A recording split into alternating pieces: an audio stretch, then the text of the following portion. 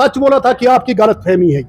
हाजियों ने कहा कि बच्चों तुम ये पिट्ठू में सामान उठाकर क्यों ले जाते हो, कहीं हिंदू को डराते कहीं मुसलमान को।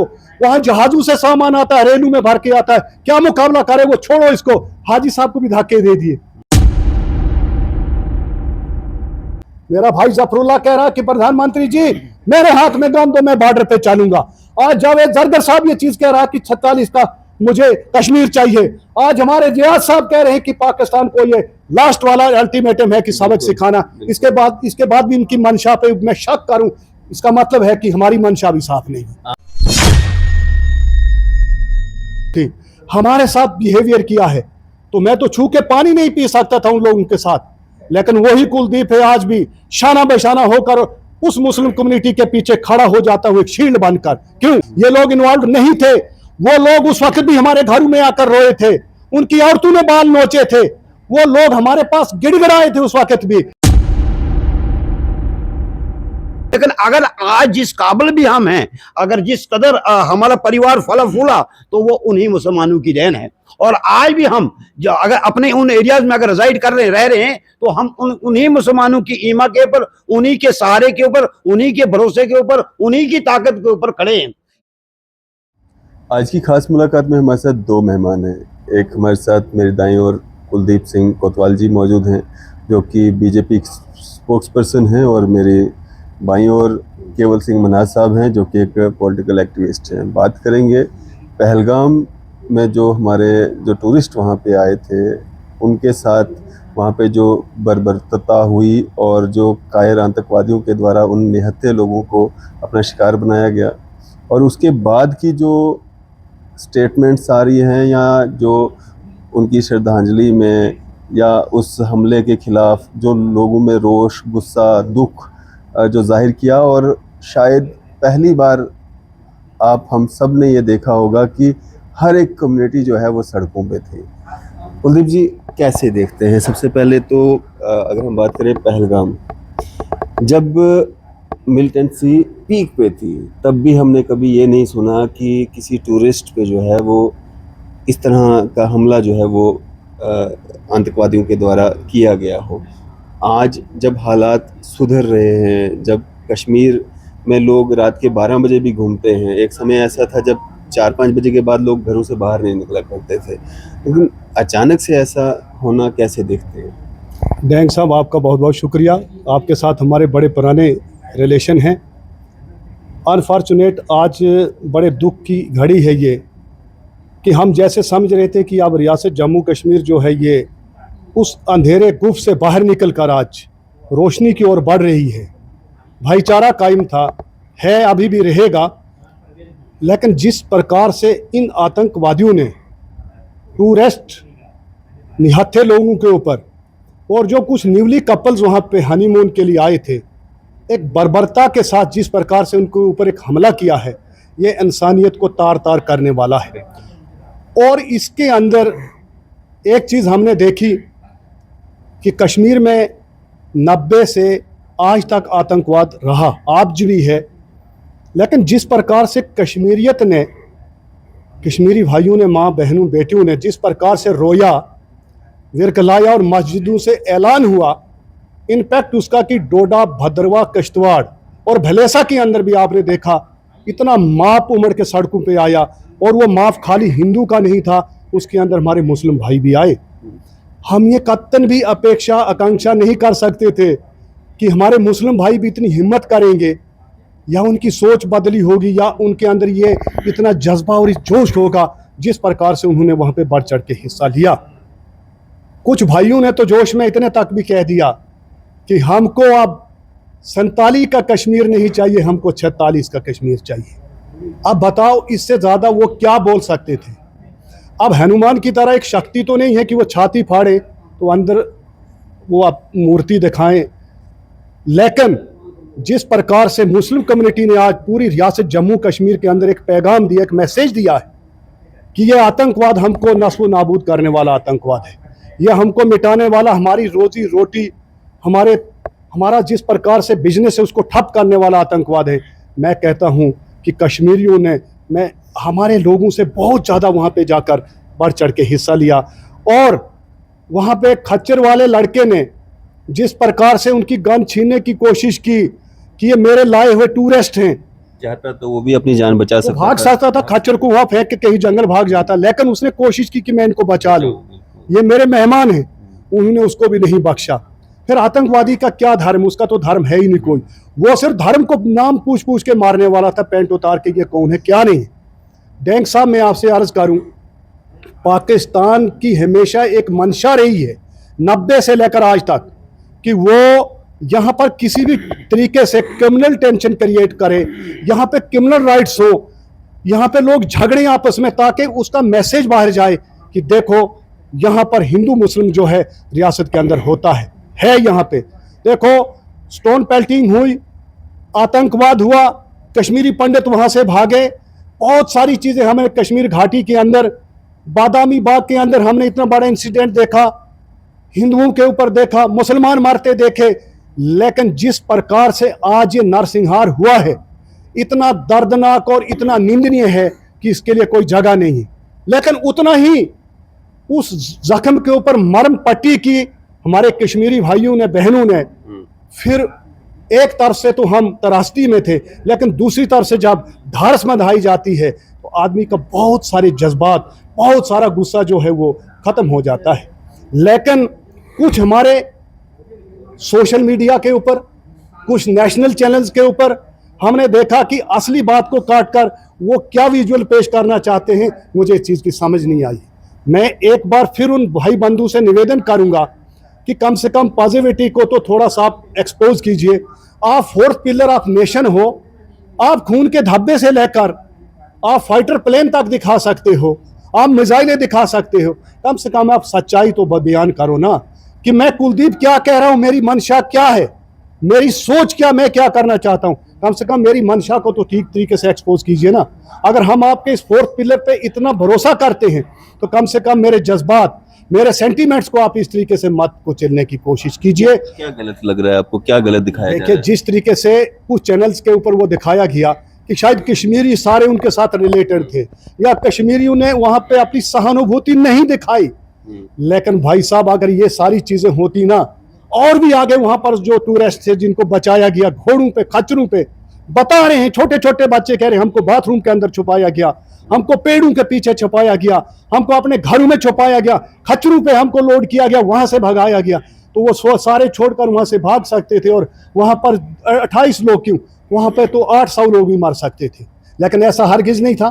हमारी आंखों ने देखा, सोशल मीडिया का दौर है, ऑन कैमरा सारी चीजें हुई है। हम नहीं समझते उस जगह पे कि डिफेंड करने वाले लोगों ने क्या सेक्रीफाइस किया है और मुंह पल्लू झाड़ कर करने वालों ने क्या किया, ऐसा तो हरगिज नहीं है। मैं फिर चैनल से यही निवेदन करूंगा, नेगेटिविटी ऐसी मत दिखाइएगा। कश्मीरी भाइयों ने भद्रवाह के अंदर, आप ऐसी बात बोल रहे हैं जिसने अपनों को खोया है और आतंकवादियों ने आपके अपनों को भी मारा है, आप ऐसी बातें कह रहे हैं कि सबको पॉजिटिव तरीके से बात करनी चाहिए।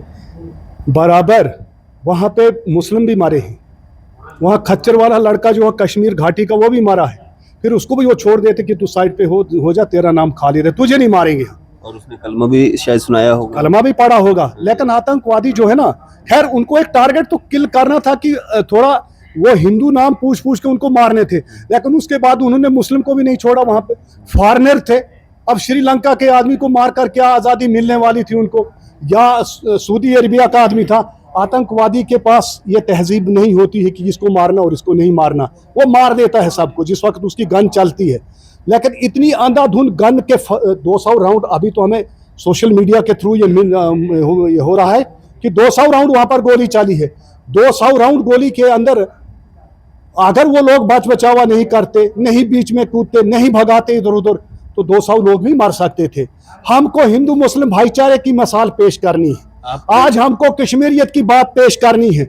जब कश्मीरी ये चीज चिल्ला चिल्ला कर कह रहा है कि पाकिस्तान हमको बर्बाद कर रहा है, जब कश्मीरी ये चीज कह रहा है कि पाकिस्तान स्पॉन्सर्ड आतंकवाद हमको बदनाम करना चाहता है, बार बार कश्मीरियत को यहाँ पे तबाह करना चाहता है, आज हमारी सरकार को वो इनिशिएटिव लेना चाहिए कि अगर आज कश्मीरी आपके साथ खड़ा है कंधे से कंधा मिला के, मेरा भाई जफरुल्लाह कह रहा है कि प्रधानमंत्री जी मेरे हाथ में गन दो, मैं बॉर्डर पे चलूंगा।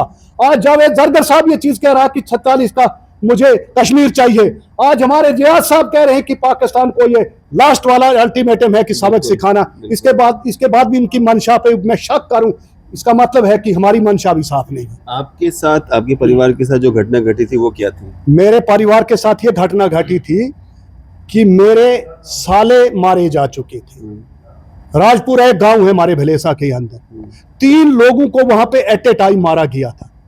डेंग साहब वहां पे जिस प्रकार से उस टाइम भी मुस्लिम कम्युनिटी ने जिन लोगों की सोच उस वक्त भी बदली हुई थी हमारे साथ बिहेवियर किया है, तो मैं तो छू के पानी नहीं पी सकता था उन लोगों के साथ, लेकिन वही कुलदीप है आज भी शाना बेशाना होकर उस मुस्लिम कम्युनिटी के पीछे खड़ा हो जाता हुआ एक शील्ड बनकर। क्यों? मुझे पता है कि इन लोगों का कोई हैंड नहीं था वहां पे, ये लोग इन्वॉल्व नहीं थे। वो लोग उस वक्त भी हमारे घरों में आकर रोए थे, उनकी औरतों ने बाल नोचे थे, वो लोग हमारे पास गिड़गिड़ाए थे उस वक्त भी। फिर भी मैं कहूं कि ये लोग आतंकवादियों से मिले हुए, तो ऐसी मंशा हमको भी अपनी साफ करनी है। अगर हमको सही जगह को ट्रीटमेंट करना है, सही बीमारी को खत्म करना है, तो हमने अपनी बॉडी के दूसरे पार्ट जो है वो डॉक्टर को नहीं दिखाने हैं कि मेरी बीमारी यहाँ पे है। जहां मुझे दर्द हो रही है डॉक्टर को बताना है कि मुझे यहाँ पे दर्द हो रही है। इसका मतलब यह है कि मैं डॉक्टर की इंटेंशन को भी डाइवर्ट कर रहा हूं, मैं सही ट्रीटमेंट देने के हक में नहीं हूं, मैं पेशेंट को मारने के हक में हूं। तो डेंग साहब, मैं आपसे फिर एक निवेदन करूंगा, मैं आपसे ये गुजारिश करूंगा कि जिस प्रकार से इस वक्त हमारी सरकार, प्रधानमंत्री जी का कल आपने मधुबनी बिहार के अंदर देखा, उन्हें बड़े दहाड़ के कहा कि वो आखिरी समय आ चुका है, हम पाकिस्तान को सबक सिखाएंगे। मैं प्रधानमंत्री जी से यही निवेदन करता हूं कि मैंने अगर अपने 5-6 लोग खोए हैं, मैं जानता हूं कि वो कहां इसकी स्थिति में वो लोग पले बड़े, उन लोगों ने अपने आप को सर्वाइव किया है। अगर आज कश्मीर घाटी के अंदर खच्चर वाला हमारे टूरिस्ट लोग, हमारी एक बेटी है, मैं उसको बेटी कहूंगा, जिसकी परसों शादी हुई थी, हाथों में मेहंदी लगी थी, वो अपने पति के साथ हनीमून पे स्विट्जरलैंड का दौरा छोड़कर कश्मीर घाटी में आई। सिलेक्ट किया उसने कि मैं अपने कश्मीर में जाऊं, यहाँ के टूरिस्ट डेस्टिनेशंस को मैं एक्सप्लोर करूं कि हम भी स्विट्जरलैंड से कम नहीं है, और यहाँ आकर उसका सुहाग लूटा जाता है, उसके माथे का संदूर लूटा जाता है, उसकी माँ की गोद से बेटे को छीना जाता है, पिता का बेटा छीना जाता है। इससे ज्यादा दुर्भाग्य क्या है? ऐसे हजारों केसेस जो है जम्मू कश्मीर के अंदर हुए हैं, लेकिन जिस तरीके से निर्मम हत्या ये हमने देखी है, ऐसा हमने इन 35 सालों के अंदर नहीं देखा है, और ना 35 सालों में इस किस्म का ये हुआ। निहत्थे लोगों पे और टूरिस्ट लोगों पे, वो आए थे, 10 रुपए खच्चर वाले ने कमाने थे, 10 रुपए होटल वाले ने कमाने थे, 10 रुपए वहां के क्या कहते चाय बेचने वाले ने कमाने थे, कॉफी बेचने वाले ने कमाने थे। रोजी रोटी चलती कैसे है? और टूरिस्ट एक ऐसा साधन है कि जिससे हमारा यूथ जो इस वक्त बेरोजगार, वो आगे बढ़ सके। हमको तो इस वक्त ये चीज कहनी चाहिए थी कि हम बेरोजगारी पे इस वक्त लड़े, हम इस वक्त क्या कहते हैं जो इस वक्त अनएम्प्लॉयमेंट है, हम उस पर फोकस करें, हम अपनी सड़क पे, बिजली पे, पानी पे, हम अपनी रोजी रोटी पे, हम अपने तवे चूल्हे पे हम इस वक्त लड़ाई लड़े। आज देखो, अनफॉर्चुनेट मैं कहूँगा ये बदकिस्मती है कि आज हमको फिर आतंकवाद और फिर आतंकवादी, फिर सेना, फिर लड़ाई, फिर गोली, फिर जंग।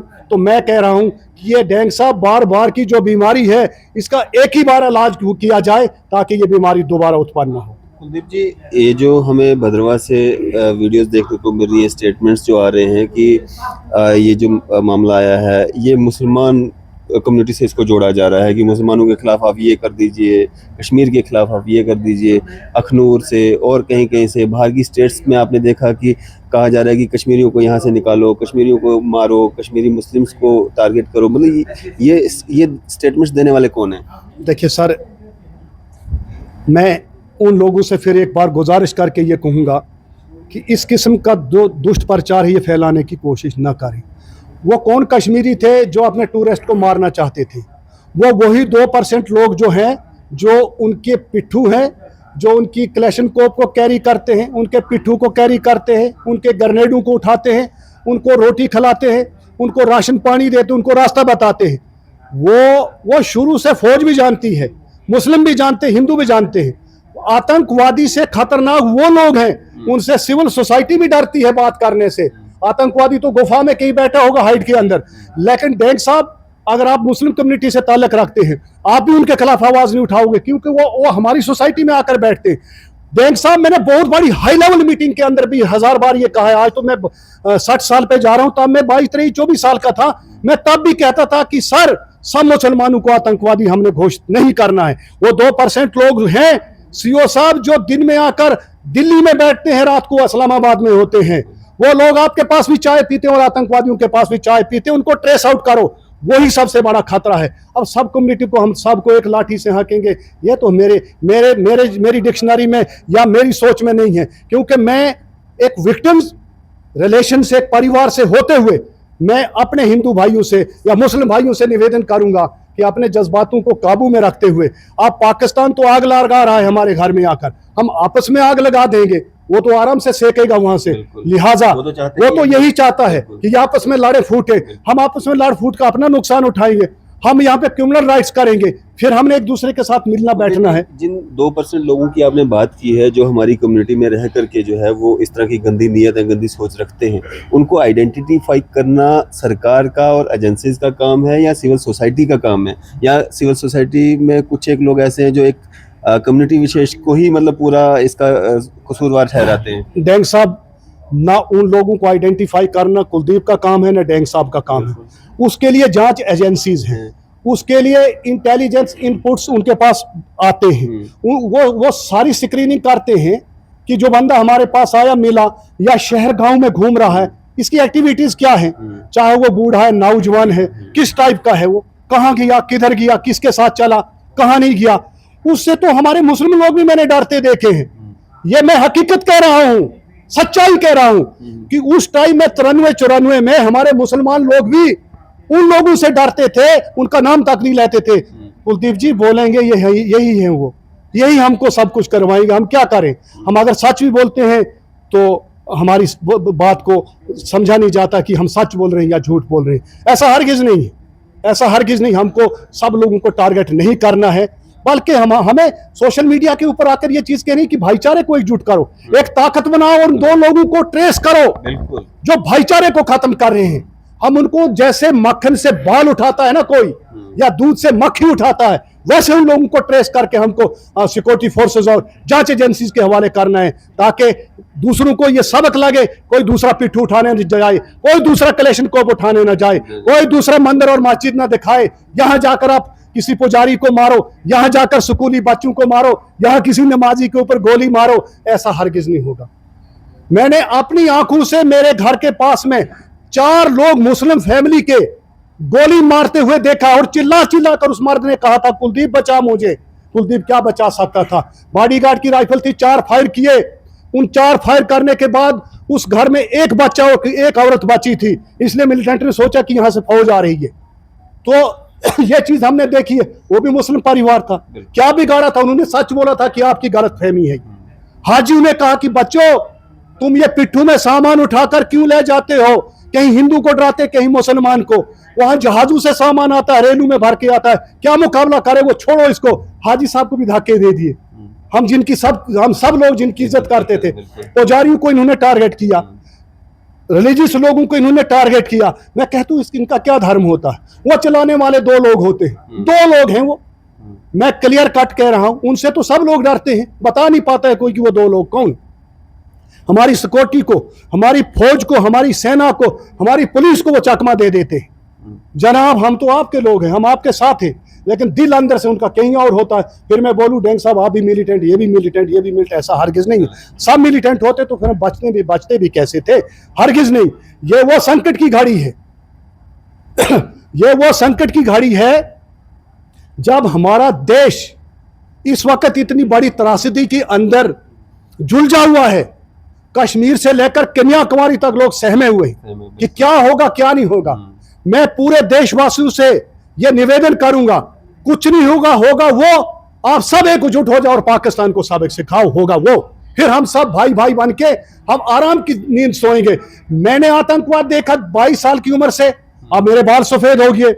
मेरा बच्चा जो है वो शुरू हो जाएगा, वो बूढ़ा हो जाएगा, हम निकल जाएंगे यहां से, फिर पोता शुरू हो जाएगा। बैंक साहब अभी आप जवान हैं, आपने भी आतंकवाद को देखा, कल आपका बुढ़ापा ही आतंकवाद चलता रहेगा, कल आपका बच्चा इसमें इन्वॉल्व होगा। आपने चैन की नींद सोए कहां? आपकी लाइफ कितनी है? 50, 60, 70 साल है। आपने 70 सालों में लाइफ को क्या एंजॉय किया? आपने लाइफ के अंदर क्या खोया और क्या पाया? बस आतंकवाद ही आतंकवाद है, आतंकवाद ही आतंकवाद है। तो मैं एक बार फिर पूरे देश के लोगों से ये मैसेज इनको देना चाहता हूं कि भाईचारे को कायम दायम रखें, भाईचारा यूनाइट हो, और वो जो 2-4 लोग हैं पाकिस्तान स्पॉन्सर्ड है, मैं ये दावे से लिख कर कह देता हूं देंग साहब, क्योंकि मैं इसके अंदर निकल के बाहर आया हूं, उनको सबक सिखाने की बहुत सख्त जरूरत है। हमें सब तालाब को गंदा नहीं करना है। कुलदीप जी, अभी हम एमएलए हॉस्टल में मौजूद हैं और जम्मू शहर में हैं, और जब हम अंदर आ रहे थे तो गेट पे बहुत सारी चेकिंग, पूछताछ, एंट्री वगैरह सब कुछ करके जो है हमें यहाँ पे छोड़ा गया। पहलगाम जैसी जगह, कश्मीर जैसी जगह जहाँ पे टूरिस्ट है, हज़ारों की संख्या में लोग हैं, इतनी सारी एजेंसीज वहाँ पे काम करती हैं, इतनी फौज है, आर्मी है, बाकी चीज़ें, फिर भी इतना बड़ा हादसा होना। इसमें तो सिक्योरिटी लैब्स रहा ही, इसको मैं डिनाई नहीं कर सकता।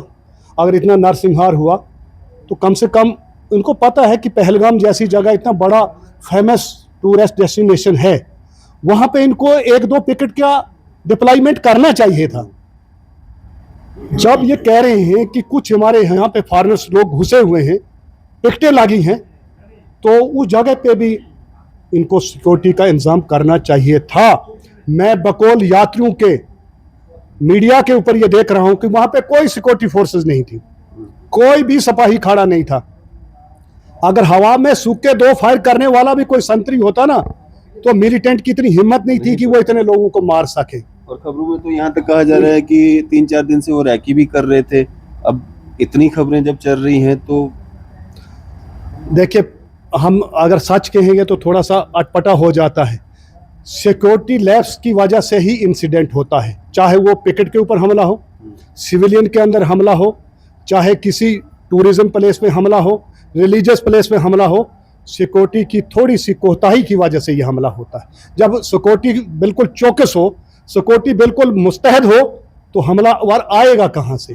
तो फिर हमको वो चीज़ भी हमको रियलाइज करनी है कि यहाँ पर चूक हमसे कहाँ हुई है, और ऐसी सिक्योरिटी को टाइट किया जाए कि दोबारा इस किस्म का इंसिडेंट ना हो, ऐसी चूक ना मिले, ताकि लोग जो है वो सेफ रहें। बिल्कुल। वो केवल मनाज जी हमारे साथ मौजूद हैं। भलेस के एक ऐसे गांव में रहते हैं जहाँ पे सिर्फ एक अकेला इनका जो है वहाँ पे हिंदू घर है, बाकी सब मुस्लिम कम्युनिटी है वहाँ पे। इनसे बात करने की कोशिश करेंगे कि क्या कुछ दिक्कतें, परेशानियाँ जो हम माहौल देख रहे हैं सोसाइटी में कि ऐसा हो रहा है, वैसा हो रहा है, क्या इनको भी कभी कोई उस तरह की परेशानी को फेस करना पड़ा? क्या कहना चाहेंगे केवल जी? कहाँ पे रहते हैं आप? शुक्रिया डेंग साहब। मैं जिला डोडा के एक दूर दराज इलाका भलेसा के गांव भड़गी और ढड़काई शिले के दामन में रहता हूं, जहां दशकों से, दहाइयों से हमारी परिवार सदियों से वहां चला रहा है। हमारे पूर्वज भी वहां रहते थे, हमारे पिताजी भी वहां रहते थे, आज हम भी रह रहे हैं, और हमें यकीन है कि हमारा आने वाले बच्चे भी जो हैं उसी जगह रिजाइड करेंगे। देखिए, जहां तक सवाल है, ये जो परसों का वाक़या हुआ, ये बड़ा एक दर्दनाक साहनिया है, जिसमें जम्मू कश्मीर ही नहीं बल्कि पूरे हिंदुस्तान के हर फर्द व बशर ने इसकी मजम्मत की। और जहाँ तक हमारे अरेस्ट वाइज डिस्ट्रिक्ट डोडा में मुस्लिम बरादरी ने पहली बार बाहर निकल करके इस तरह का एक मुजाहिरा किया, जो अपनी मस्जिदों से ऐलानात किए, बंद करने की कालें की, और बाहर निकल करके आकर के वो उसके प्रोटेस्ट में शामिलित होने के बाद में जिस तरह की उन्होंने आवाज़ बुलंद की, वो मेरी समझ में मैंने पहली बार अपने एरिया के अंदर इस तरह की बात सुनी कि वहाँ के मुसलमान तबका के लोगों ने, वहाँ के अच्छे मौलाओं ने, अच्छे दानिशवर लोगों ने तकरीरों में भी जो इस तरह की अपने अल्फाजात किए, तो वो काफ़ी सराहनीय कुन हैं।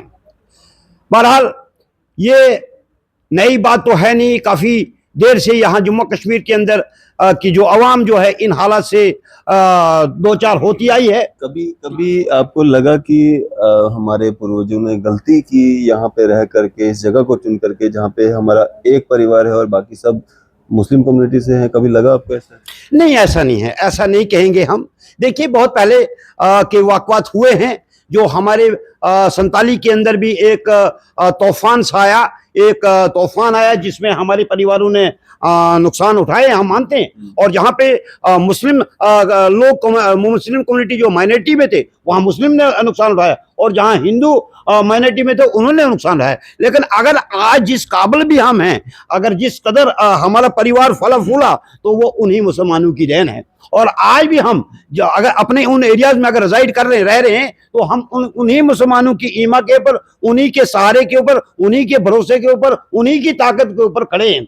इस तरह की हम बिल्कुल हरगिज बात नहीं करेंगे, और ना ही हम चाहेंगे कि कोई इस तरह की बात हो जो आज ये वक़्वा हुआ। आपने देखा कि कश्मीर के अंदर हर मुसलमानों ने, वहां की औरतों ने, वहां की लड़कियों ने, वहां के बच्चों ने रो रो करके इसके ऊपर करलाप किया कि ये गलत हुआ, जो कुछ भी हुआ तो गलत हुआ, गलत हुआ। तो मैं ये आपके माध्यम से ये कहना चाहूंगा कि गलत को अगर हर इंसान गलत कहता है, तो हमें भी उसको स्वीकार करके गलत कहना चाहिए। जहां तक रहा हमारा हिंदू मुस्लिम भाईचारा जो है, वो सदियों से अच्छा चला रहा है, और हम इस तवक्का के साथ, इस उम्मीद के साथ, अरेस्ट रॉयल डिस्ट्रोडोरा के अंदर जितने भी लोग हैं, हालांकि वहाँ मुझे लगता है 65 और 35 का रेशो है हमारा वहाँ, ठीक है जी, हिंदू वहाँ माइनॉरिटी में है। लेकिन अभी तक जो है हम बड़े अच्छे पुरसकून तरीके से चले आ रहे हैं, और आगे भी हम उम्मीद करते हैं कि पुरसकून तरीके से हम वहाँ अपनी जिंदगी बसर करेंगे, हमारे बच्चे भी उनके बीच में जिंदगी अच्छी तरीके से बसर करेंगे। जहां तक रहा मिलिटेंट्स का ताल्लुक, मिलिटेंट्स आए थे,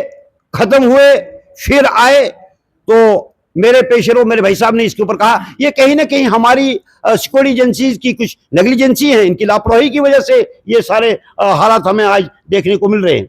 अगर इनकी लापरवाही ना होती तो शायद ये दिन आज हमें नसीब नहीं होता, हमारी बहनों के सुहाग नहीं उठते, हमारे माओं के क्या कहते बच्चे ना खोते वो, तो ये सारा दिन हमें इसलिए देखना पड़ रहा है। तो मैं आपके माध्यम से यहाँ की इंतजामिया से, मैं मरकजी सरकार से ये विनती करूंगा कि कम से कम इंतजामिया इसके ऊपर गौर करे, और आइंदा के लिए इस तरह के हालात रूनमान हो। बस मैं आपके माध्यम से यही कहना चाहूँगा। केवल जी, जो आतंकवादी हैं उसको पनपाता है पाकिस्तान, भेजता है पाकिस्तान। पाकिस्तान से आतंकवादी उठ के यहाँ पे कोई मामला करते हैं, या इस तरह की जो लोगों की, निहत्थे लोगों की जानें लेते हैं, हम आपस में एक दूसरे पे इल्ज़ाम क्यों लगाते हैं? देखिए, ये तो मैं कहता हूं कम अकल लोगों की बात है, जिनके पास कम सोच है। ये किया कराया खेल जो है ये पाकिस्तान का है, क्योंकि जम्मू कश्मीर की जो हमारी तकलीफ जो पाकिस्तान को है, वो चाहता था कि ये हमारा हिस्सा होता, हमारे लोग कहते ऑक्युपाइड कश्मीर वो हमारे पास होता। तो ये इस लड़ाई में यहाँ के लोगों को नुकसान उठाना पड़ रहा है। यहाँ का कोई आदमी नहीं चाहेगा कि मेरे घर में आग लगे, कोई आदमी नहीं चाहेगा कि हम अच्छी सुकून की जिंदगी बसर न करें, हम बेचैनी और ये क्या कहते हैं इस तरह के हालात से जूझते रहें, ऐसा कोई नहीं चाहेगा, चाहे वो मुस्लिम समुदाय का हो, चाहे हिंदू समुदाय का हो। मैं आपको मिसालें दूं, अगर जम्मू कश्मीर का मुसलमान पाकिस्तान का रहना चाहता तो 47 में जब कबाइलों ने हमला किया था, तब ये कश्मीरियों ने उनको क्यों भगाया? 61 में, जब 61 में भी हमारी वार हुई, तब कश्मीरियों ने साथ क्यों दिया? 72 में, जब 72 में वार हुई, तब कश्मीरियों ने साथ क्यों दिया? ये मसाले हैं हमारे पास है भाई। कश्मीरी अगर पाकिस्तान के साथ रहना चाहता तो वो 47 में ही फैसला ले लेते, तो काम उधर चले जाते, वो जम्मू कश्मीर को यहाँ हिंदुस्तान के साथ क्यों मिला करते? ये बातें, ये यहाँ हमारे सियासी लोगों की बातें हैं, सियासी रोटियां सेकने के लिए हम इस तरह की बात करते हैं। हमें इस तरह की बातें नहीं करनी चाहिए। जहाँ तक सवाल है कि मिलिटेंसी को दबाने के लिए इंतजामिया को, यहाँ की गवर्नमेंटों को काम करना चाहिए, और यहाँ के हर फर्द बशर को उसके खिलाफ अपनी आवाज़ उठानी चाहिए। जी, ये जो लोग मतलब ये ना नफरत वाली स्टेटमेंट्स दे रहे हैं कि मुसलमानों को, कश्मीरियों को ये करो वो करो, क्या आप उनका समर्थन करते हैं, या उनकी उस स्टेटमेंट्स को आप कैसे देखते हैं? डैंग साहब, देखिए ये गलत बात है। मैं बचपन से सोशल एक्टिविस्ट रहा हूँ, पॉलिटिकल एक्टिविस्ट रहा हूँ। मैं मिलिटेंसी के वक्त में भी कश्मीर में जाता रहा हूँ। मेरा वेशभूषा को कोई नहीं पहचान सकता था कि ये हिंदू समुदाय से या मुसलमान समुदाय से, लेकिन मैंने तब भी इस तरह की नफरत नहीं पाई है।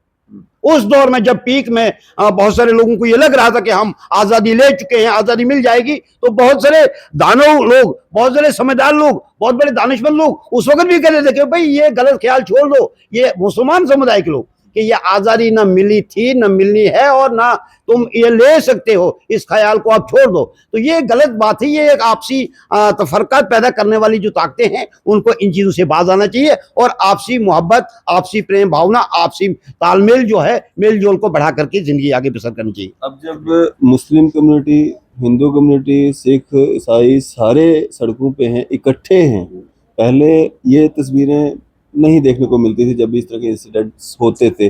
अब जब सारे इकट्ठे हैं और आतंकवाद के खिलाफ बात करने की कोशिश कर रहे हैं, तो ये कुछ एक लोग जो आपस में क्लैश डालने की कोशिश कर रहे हैं, क्या इनके खिलाफ कोई सख्त कार्रवाई होनी चाहिए? एजेंसीज को, पुलिस को इनके खिलाफ सख्त कदम उठाने चाहिए, ताकि इस तरह की स्टेटमेंट देने से पहले अगला कोई भी है उसको 10 बार सोचना पड़े कि मैं ऐसी स्टेटमेंट अगर दूंगा, जो उसके साथ हुआ वही मेरे साथ भी होगा। क्योंकि हमें मिल करके लड़ना है आतंकवाद के खिलाफ, ना कि आपस में क्लैश पैदा करना है।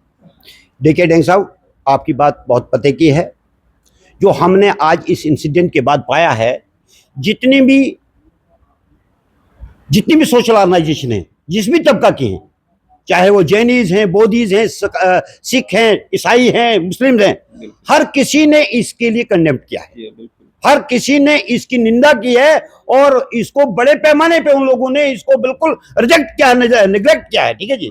तो अगर हमारे लोग कुछ तत्व इस तरह की बात करेंगे, मैं चाहूंगा कि वो इन चीजों से बाज आएं और इस तरह की नफरत अंगेज बातें ना करें, जिससे हमारे इस एक बने बनाए खेल में कोई खलल पड़ जाए। मैं चाहता हूं कि आज की तारीख में जो यहाँ का हर फर्दो बशर जो है, हर तबका जो है, वो इसके बिल्कुल खिलाफ है और वो सारी तंजीमें जो हैं, जितनी भी नॉन पॉलिटिकल ऑर्गेनाइजेशन है हमारी, वो सारी आज एक प्लेटफॉर्म पर आकर के पाकिस्तान को और मिलिटेंसी को धिक्कार रही है। बिल्कुल, शुक्रिया। चलिए शुक्रिया हमारे से बातचीत करने के लिए। कुलदीप जी हमारे से बात कर रहे थे, केवल जी हमारे से बात कर रहे थे। आपकी इस सब पे क्या राय है? आप भी अपनी राय जो है जरूर साझा कीजिएगा। इसी तरह की मजीद अपडेट्स के लिए आप देखते रहें न्यूज़ शहर इंडिया।